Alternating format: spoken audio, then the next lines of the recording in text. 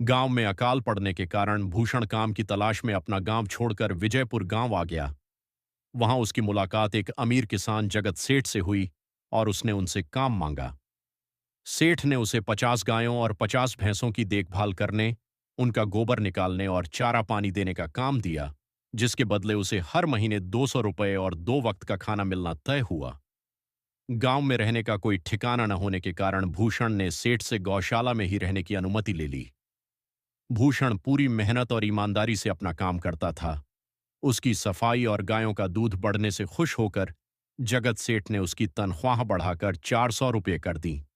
धीरे धीरे भूषण ने पैसे जमा किए और अपने रहने के लिए एक छोटी सी कुटिया बनवा ली। कुछ समय बाद गांव में चोरी की घटनाएं बढ़ने लगीं, जिससे भूषण को घर में रखे अपने पैसों की चिंता सताने लगी।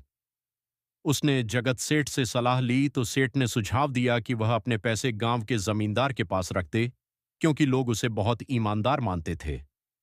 भूषण ने जमींदार के पास जाकर अपनी मेहनत की कमाई के पूरे 5,800 रुपये सुरक्षित रखने के लिए दे दिए।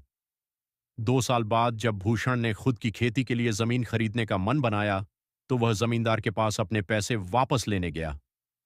लेकिन लालची जमींदार ने उसे पहचानने से ही इनकार कर दिया और पैसों के लेन देन के कागजात मांगने लगा।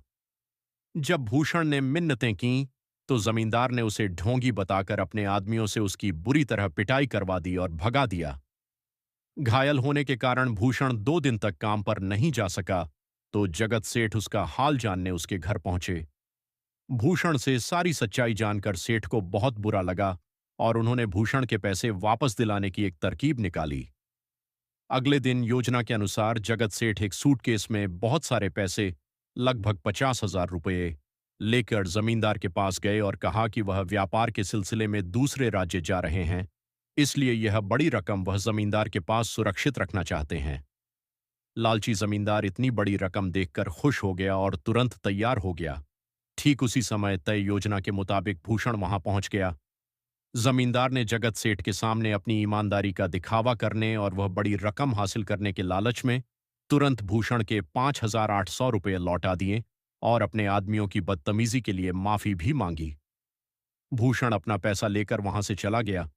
जैसे ही भूषण गया, जगत सेठ का नौकर वहां आ पहुंचा और उसने सेठ को बताया कि व्यापारी खुद उनके गांव आ रहे हैं, इसलिए अब उन्हें दूसरे राज्य जाने की कोई जरूरत नहीं है।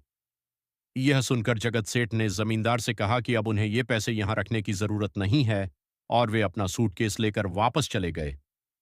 लालची जमींदार पछताता रह गया, क्योंकि उसके हाथ से सेठ के पैसे भी चले गए और भूषण के हड़पे हुए पैसे भी।